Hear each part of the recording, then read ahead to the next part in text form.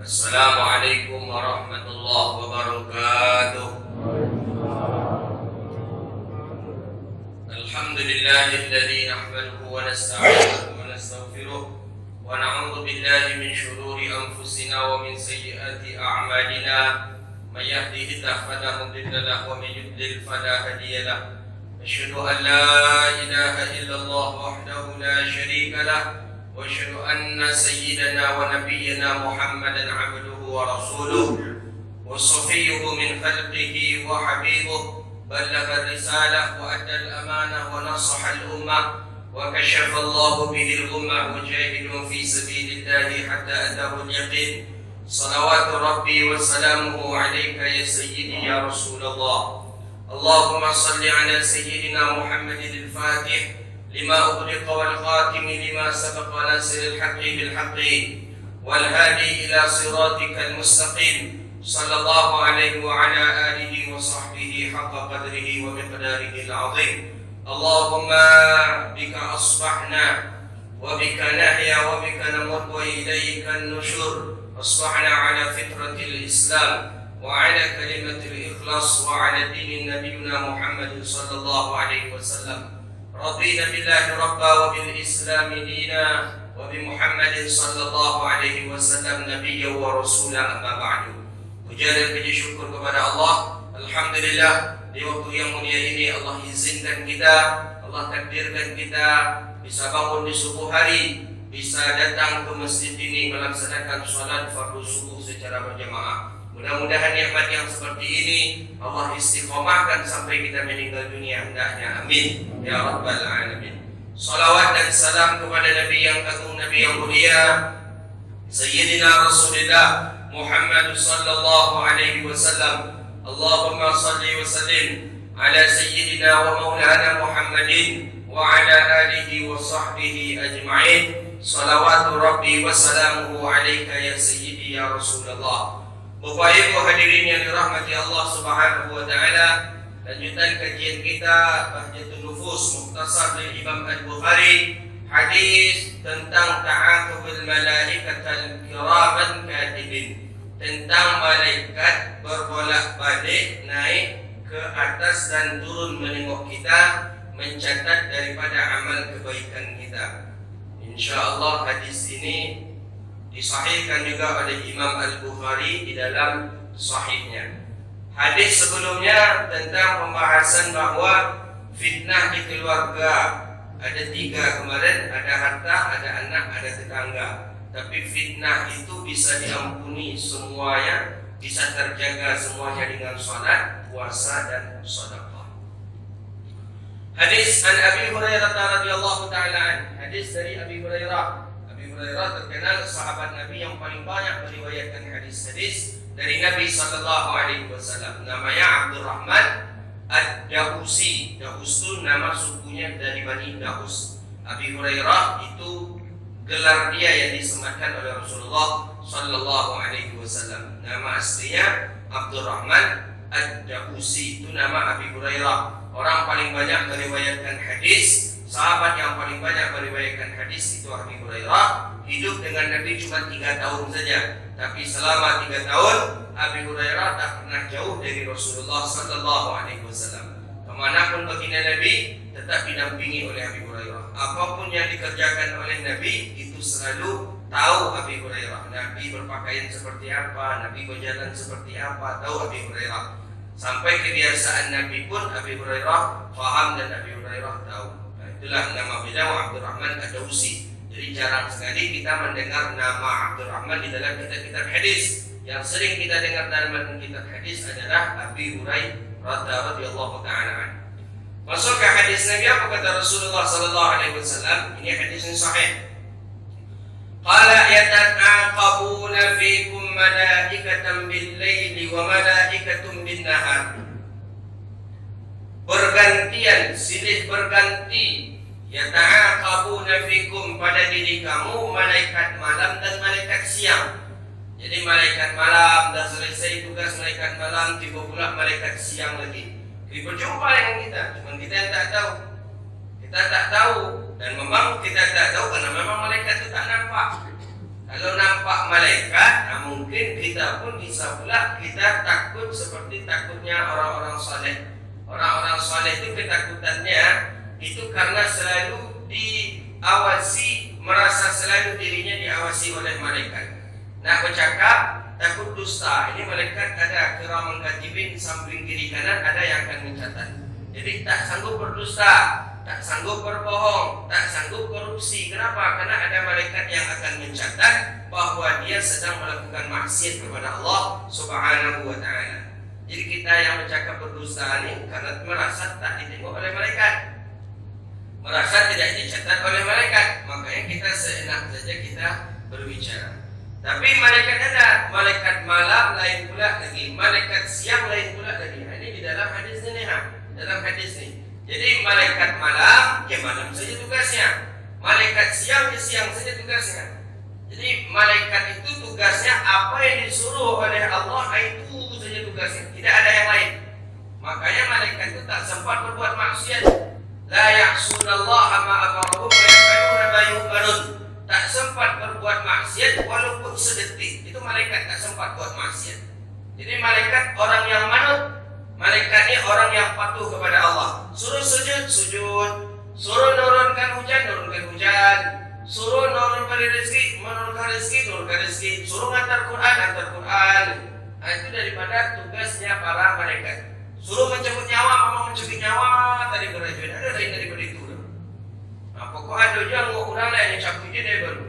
Jadi itu malaikat. Jadi malaikat itu termasuk orang yang tidak loba, yang tidak rakus dengan pekerjaan.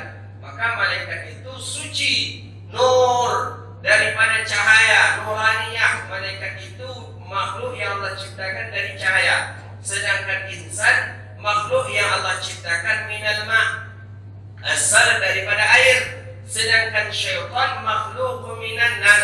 Syaitan Allah ciptakan daripada api. Maka kalau orang kemasukan syaitan, apa umpama kerusuhan, atau ada orang-orang yang marah begitu kuat sekali, maka berwuduklah. Tidak mampu dia wuduk, siramkan air kepada dia, cepat dia sadar. Kenapa? Karena api.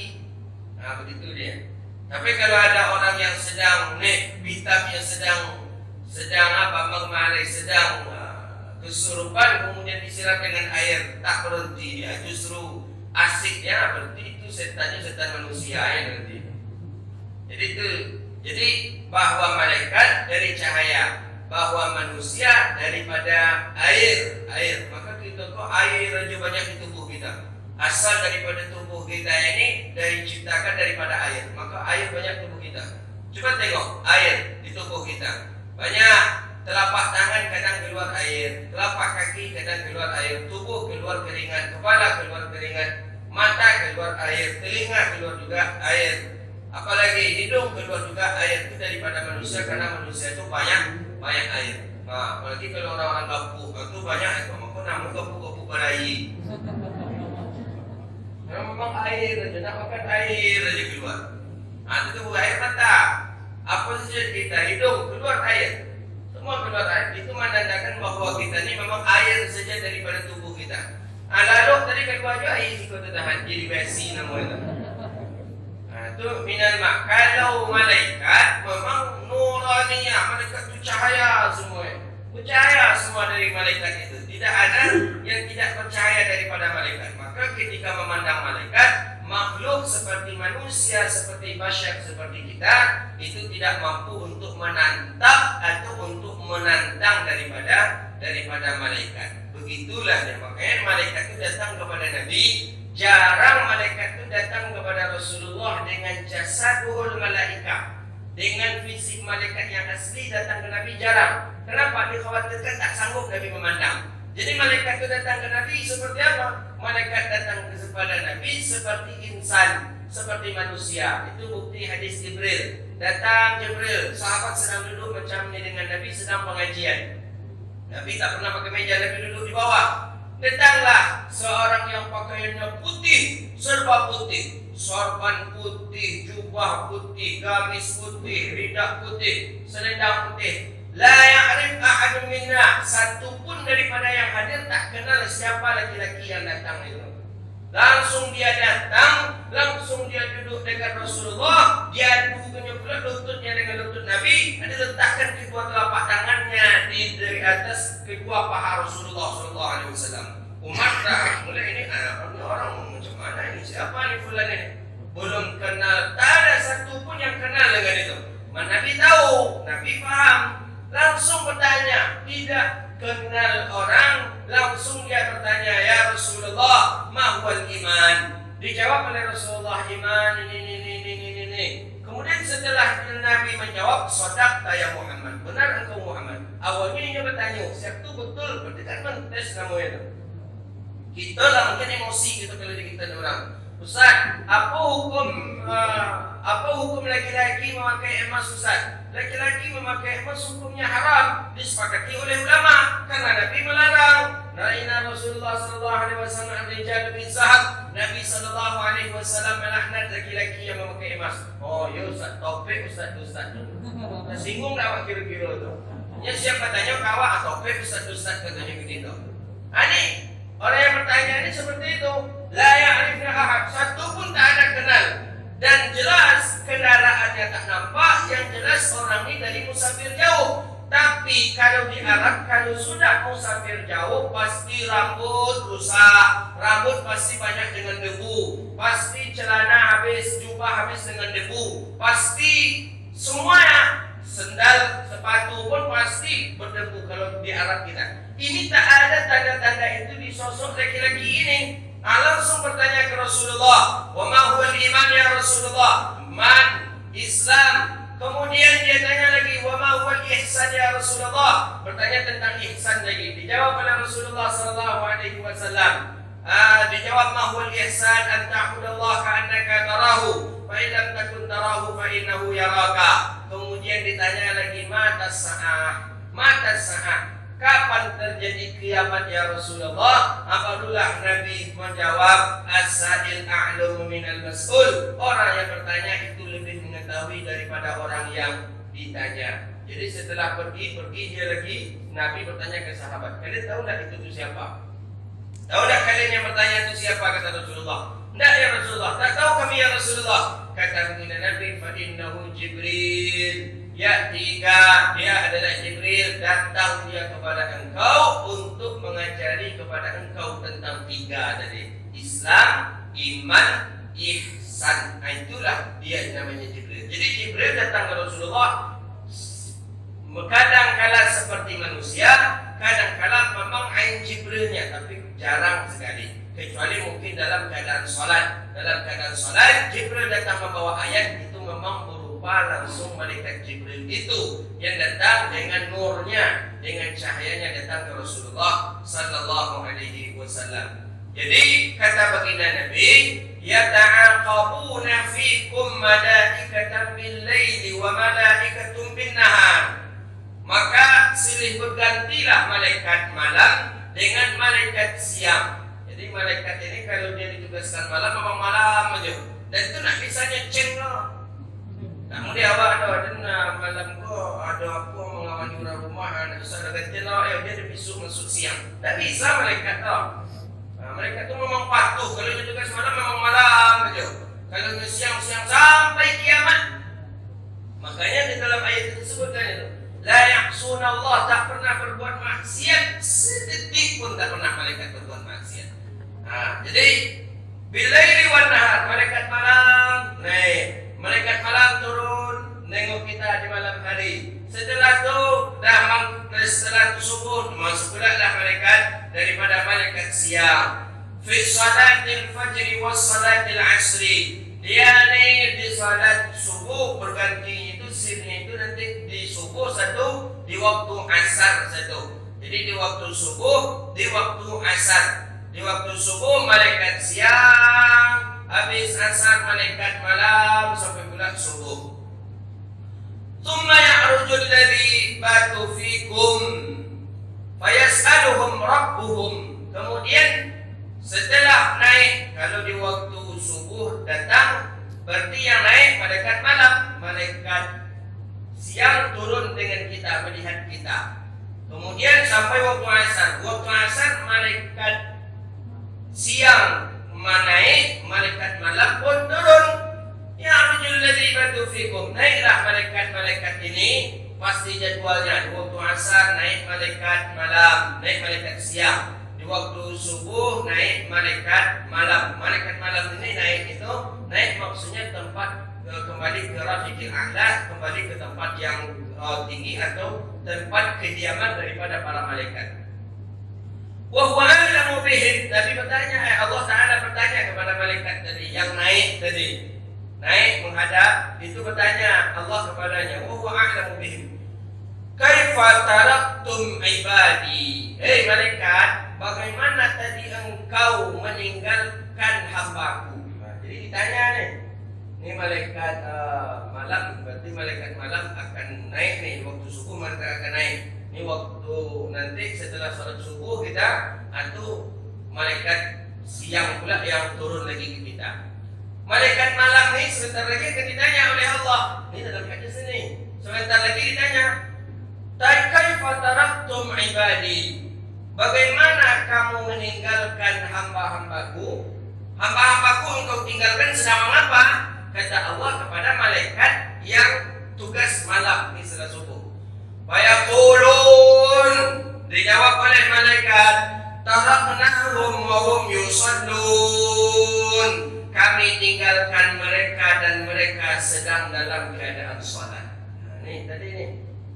Jadi kami tinggalkan mereka, mereka sedang dalam keadaan salat. Jadi nanti hadis ini nanti pas ketika syuruknya, ketika syuruk itulah bergantinya malaikat. Jadi malaikat malam naik, malaikat siang turun bertugas lagi. Jadi kata malaikat malam, aku tinggalkan hambamu dalam keadaan mereka sholat. Ini kalau orang yang memang sedang melaksanakan sholat. Jadi bagaimana kalau orang yang sedang masih dalam keadaan tidur? Nah, apa jawaban malaikat? Taraktum, kaifa taraktum ibadi? Bagaimana kamu meninggalkan hambaku? Hambaku engkau tinggalkan sedang mengaku, kata Allah. Nah, malaikat tinggal menjawab, innahum yanamun. Mereka sedang lalu, ya Rasulullah, ya Allah, sedang enak tidur, sedang bermimpi. Nah, jadi alhamdulillah kita diadukan malaikat ke atas, kita sedang dalam keadaan salat. Nanti di waktu asar begitu juga, wa atainahum wa hum yusallun. Kami mendatangi mereka. Nah, nanti ketika subuh itu silih berganti itu langsung turun malaikat siang. Wa atainahum wa hum yusallun. Kami mendatangi mereka dan mereka sedang dalam keadaan salat. Jadi apa manfaat daripada hadis ini? Manfaat daripada hadis ini adalah pertama, al-a'malu bi khawatimaha, bahwa amal itu di penghujung itulah yang ditengok. Jadi setiap kegiatan-kegiatan kita yang paling dinilai nanti itu adalah ujungnya. Jadi kita salat itu bukan dari awal kita dinilai Allahu Akbar, tapi nanti ketika salam, selesai salam, Assalamualaikum warahmatullahi, Assalamualaikum warahmatullahi. Kenapa dinilai bi khawatimah? Kenapa dinilai ujungnya? Karena kalau dinilai awal, kadang-kadang di dalam salat kita riya, di dalam salat kita tak ikhlas, di dalam salat ada satu tidak yakin atau ragu di dalam hati kita untuk menyembah Allah. Makanya ibadah kita tadi tidak ada nilainya. Maka oleh karena itu setiap ibadah itu dinilai bi khawatimah, di terakhir. Sama kita ketika memberi upah kepada orang. Kita memberi upah kepada orang setelah selesai pekerjaan, di akhir atau di awal? Di akhir. Tak boleh di awal. Nah, itu namanya riba.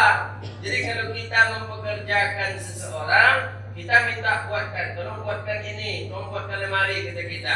Boleh dalam syariat kita membayar lemari ini kalau sudah bi khawatimah, kalau sudah selesai lemari ini baru kita bayar.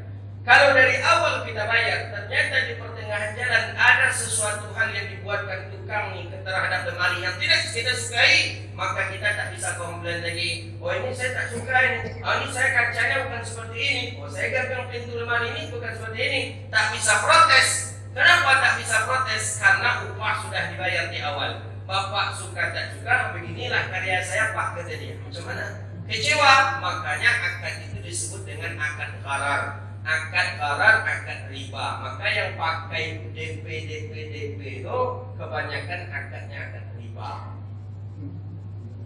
Maka hati-hati kita. Boleh ya boleh, tapi tengok dulu. Ini dia. Bikhawatimah, yang paling elok itu setelah itu baru. Maka ada orang yang betul-betul mengamalkan ini setelah kita, karena kita terbimbing dalam masalah itu, tahu dikaji kerana kita dulu yang terbawa oleh masalah ini kena. Kadang kita minta tolong kepada orang, tolong ya Pak ya bersihkan ini ya Pak ya, ini duit Pak. Nah, itu kan tak boleh semestinya. Setelah dia bekerja baru kita berikan upah. Setelah dia bekerja baru kita, ini belum dia selesai sudah kita sodorkan uang. Nah, akhirnya ada yang betul-betul faham, dia mengatakan, "Nak Pak, sebelum bekerja biarlah saya bekerja dulu Pak," kata dia. Itu orang yang bagus itu. Nah, jadi ada orang yang akhirnya bekerja hanya minta duit dia. Belum dia bekerja lagi, pinjam duit dulu Pak hanya untuk beli beras hari ini Pak, kata dia. Lah diberi oleh kita ternyata tidak dia kerjakan. Itu banyak akad-akad qarar. Akad qarar akadnya ada riba di dalamnya. Jadi yang pakai DP itu hati-hati kita. Hati-hati betul. Siap dapat DP awak pun nak jadi ngambilkan barang kita dia lari lagi. Maka hukumnya haram. Jadi a'malun bi khawatimah. Tengok nanti di ujung di kesudahan pekerjaan bagus atau tidak. Ketika bagus tentu kita beri dia bonus, kita beri dia tambahan. Tapi ketika tidak bagus, maka tentu bisa juga kita memberi upah dengan pas-pasan saja atau bisa saja dengan sesuai dengan akad. Maka di sini disebutkan annal a'mal bi khawatimaha, bahwa sesungguhnya amal bi khawatim. Khawatim maksud khawatim adalah kesudahan akhir daripada amal kita. Maka Allah Subhanahu wa taala bertanya kepada malaikat yang subuh tadi. Bertanya kepada malaikat yang subuh, kenapa? Karena subuh salat yang terakhir. Ditanya kepada malaikat subuh, bagaimana kamu meninggalkan hamba-hambaku? Kata malaikat tadi, aku meninggalkannya dalam keadaan mereka sedang melaksanakan salat. Bagaimana engkau mendapatinya? Nah, kami pun mendapatinya pun dalam keadaan salat. Itu hikmah yang pertama. Kemudian yang kedua, Allah bertanya satu, tapi dijawab dua oleh malaikat. Apa tanda? Kan Allah cuma bertanya, kaifa taraktum ibadi? Bagaimana kamu meninggalkan hamba-hambaku? Tadi kamu meninggalkan hambaku sedang mengapa? Kata Allah. Dijawab oleh malaikat dua. Jawaban pertama, taraknahum wa hum yusallun. Kami meninggalkan mereka sedang salat. Wa atainahum wa hum yusallun, dan kami pun mendatangi mereka dan mereka sedang dalam keadaan salat. Dua dijawab pada pertanyaannya satu. Apa hikmahnya? Jadi kata malaikat yang naik ke atas tadi, kami meninggalkannya tadi ya Rasulullah, dia dalam keadaan salat. Dan kemarin salat satu, kemarin kami mendapatinya dan mereka pun sedang salat ya Rasulullah. Ditanya satu, dijawab dua. Apa hikmahnya? Kata para ulama, mujabul rahmah wa ifdalul ibad, dan itu tanda luasnya berkah, lapang, banyaknya rahmatnya Allah, maka ditambahlah oleh malaikat untuk menjawabnya. Itu jawaban pertama. Kedua, annal a'lal ibadah salah, bahwa setinggi-tinggi ibadah adalah salat. Salat, makanya dijawab dua oleh malaikat. Setinggi-tinggi ibadah salat. Bayangkanlah, la yuqbalul ibadati illa bisalah. Takkan diterima ibadah itu kalau tak salat. Haji tiap tahun tapi kalau tak salat takkan diterima. Umrah tiap tahun takkan diterima kalau tak salat. Zakat miliaran tiap tahun tak diterima kalau tak salat. Sedekah setiap hari 1 juta tidak akan diterima kalau tidak salat. Apa lagi? Semua yang kita lakukan mesti salat. Jadi kalau tak salat tidak akan diterima. Maka ibadah yang paling tinggi adalah salat. Kalau ada orang bilang, saya tak perlu salat itu lagi. Salat itu kan amalan-amalan orang yang biasa-biasa saja. Berarti orang itu mendekati kepada kesyirikan. Syirik ada. Kita jumpa. Itu jadi mahasiswa dulu ada juga orang-orang kita yang tak salat ya. Jadi salat itu apa? Salat kata dia, saya perintah Allah. Kita melaksanakan salat tak perlu itu dia, cukuplah pejam mata saja, ingat Allah, dah selesai katanya. Di kita ada tuh yang namanya salat eling namanya. Nah, ketika masuk waktu Allahu Akbar, Allahu Akbar, Allahu Akbar, Allahu Akbar. Jadi diajak era, Bapak Ibu ayolah kita salat bersama-sama. Dah salat, berjalan matanya agak 2 menit. Dah selesai salat. Jadi ketika dia dah salat, pada sama dengan kita, duduk dengan kita dari jam 11 sampai jam 1 sampai masuk waktu zuhur. Kita salat ya. Salat aja lah, Ustaz lagi kami dah siap salat. Bila salat? Padanya sama je gitu. Bila biar salat? Tadi kami diam sebentar tadi ya salat. Itu nak salat pakai rukuk pakai kakak. Nak kami itulah salat kami katanya. Ada di kita ada tu di daerah kita di Riau ada, di Sumatera Barat ada. Jadi nak pakai rukuk, nak pakai kakak ya. Aku lah panik rukuk kakak nanti sembah itu je katanya. Gitu. Dalam kaji, kalah kaji awak katanya. Untuk apa panik-paniknya? Duduk tagak rukuk, duduk tagak sujud, kan panik itu kajinya lah. Apa payah-payah? Salat itu kan zikri kata dia. Jadi ada ayat Allah dalam Al-Quran, aqimis salat dan zikri. Dirikanlah salat untuk mengingatku. Yang namanya sembahyang kan mengingat Allah. Tapi kita ketika salat itu ingat Allah, lalu sembahyang waktu mah kata dia. Parah kaji itu. Jadi kami kecilnya nak sampai ke isi kami kulit aja cuma kejari kami kata dia. Aku jadi pak kata dia. Iyon, siapa yang disembah, apa yang buah sembah, kemana menghadap sembah, siapa yang menyembah. Itu 3 itu dia tu. Jadi yang disembah Allah, yang menyembah manusia, alat sembah salat ketemu. Dah beda kaji waktu ya katanya. Nanti ada di kita tu. Ada. Masih ada kami juga jemaah yang tidak perlu semayang apa itu tak perlu salat itu tak perlu. Cukup masuk waktu ada je jemaah macam itu salat. Nabi dah dijamin masuk surga sampai bengkak kaki Rasulullah. Ya taat pada dalam riwayat hadis sampai bengkak kaki Nabi.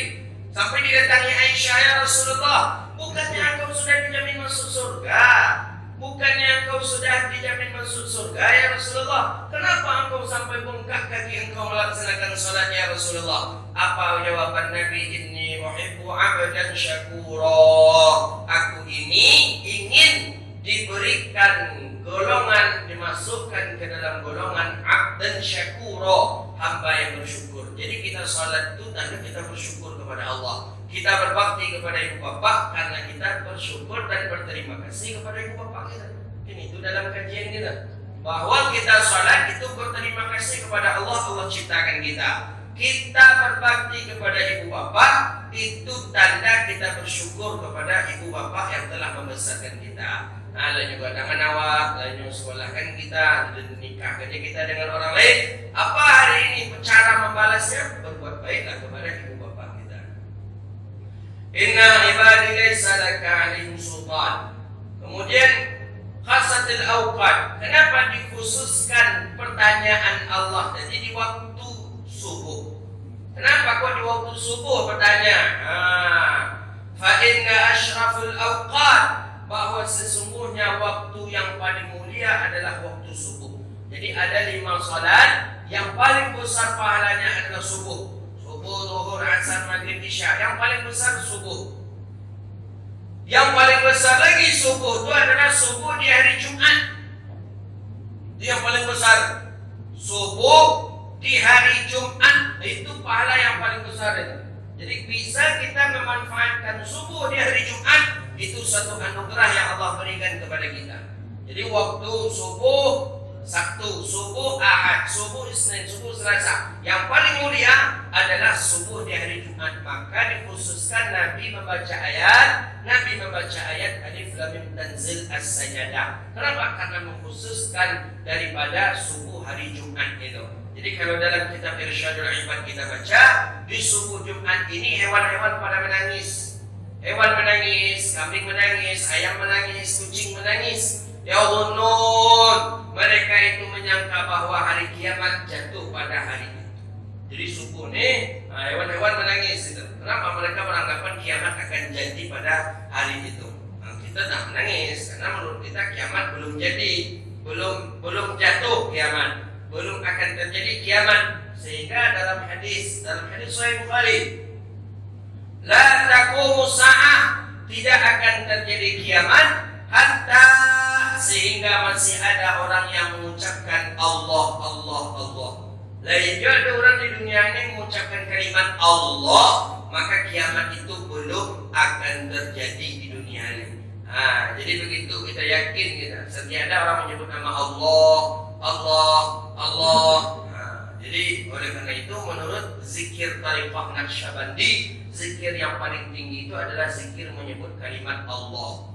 Allah, Allah, Allah. Itu zikir yang paling bagus dalam Tariqat Naqsyabandi. Tapi menurut Imam Ibn Taimiyah, kata Ibn Taimiyah tak boleh zikir menyebut nama Allah saja. Mesti harus diawali dengan kalimat La ilaha illallah. Tak boleh menyebut nama Allah saja. Padahal Nabi mengatakan tu, takkan terjadi kiamat di dunia selagi ada orang mengucapkan kalimat Allah. Kemudian kata Allah dalam Al-Quran apa? وَتَبَتِّلْ إِلَيْهِ تَبْتِيلًا. Disebut zakir. Apa dalam ayat Allah disebutkan, di dalam ayat Al-Quran disebutkan Usmi Rabbika bukratan. Bismi, dengan, dan ingatlah dan sebutlah dengan nama Allah. وَتَبَتَّلْ إِلَيْهِ تَبْتِيلًا. Dalam ayat itu disebutkan sebut nama Allah. Yang nama Tuhan engkau, Tuhan kita siapa? Ya Allah. Ya kita menyebut nama dengan nama Allah. Jadi bolehkah berzikir dengan menyebut nama Allah? Boleh. Dengan nama Allah saja kita sebut boleh. Allah, Allah, Allah. Boleh, tidak mengapa. Kemudian hikmah daripada hadis ini, fal farhu was-sururu bi hadhihi al-awqat. Maka waktu yang paling mulia adalah waktu salat subuh. Maka baginda Nabi mengkhususkan waktu subuh ini dalam sebutan. Kemudian Allah mengkhususkan juga waktu subuh itu waktu yang berkah, dan disebutkan pula di hadis ini. Jadi malaikat yang naik ke atas tadi langsung ditanya oleh Allah Subhanahu wa taala. Akhir salatul lail wa yafrugu minha wa yalbisu ahsanu siyabih wa yajlisu ala ahsani firashih. Kemudian orang-orang yang ditanya, orang-orang yang ditengok oleh para malaikat ini adalah orang-orang yang setelah selesai salat malamnya, kemudian dia persiapkan dirinya memakai pakaian yang bagus, pakaian yang indah, pakaian yang cantik, datang dia ke masjid. Wa yajlisu ala ahsani firashih. Kemudian dia duduk di tempat yang bagus pula. Jadi kalau kita datang pertama, ambil posisi saf yang pertama dengan saf yang kedua. Ambil saf pertama, kemudian dah penuh saf pertama, saf kedua. Begitulah sewajarnya dianjurkan oleh para ulama. Kemudian apa manfaat daripada hadis ini? Bahwa al-ilmu bihubbil malaikat lana, bahwa para malaikat pun ada ditugaskan untuk kita. Jadi bukan untuk Nabi saja, Jibril kan untuk Nabi. Ternyata ada malaikat yang ditugaskan untuk kita. Maka ini menurut sebagian pendapat ahli sunnah wal jamaah, bahwa malaikat dengan manusia mana yang paling mulia?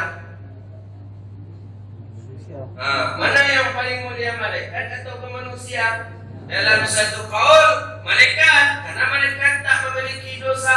Tapi dalam pendapat ini mengatakan yang mulia adalah manusia, karena malaikat diutus untuk manusia. Tapi manusia yang mana? In Allah, kalau dia taat kepada Allah, dia lebih mulia daripada malaikat. Wa in maksiatan lillah, tapi kalau dia berbuat maksiat kepada Allah, maka dia lebih hina daripada hewan. Jadi makhluk yang paling hina apa? Hewan. Kalau maksiat kita, berarti kita lebih hina daripada hewan.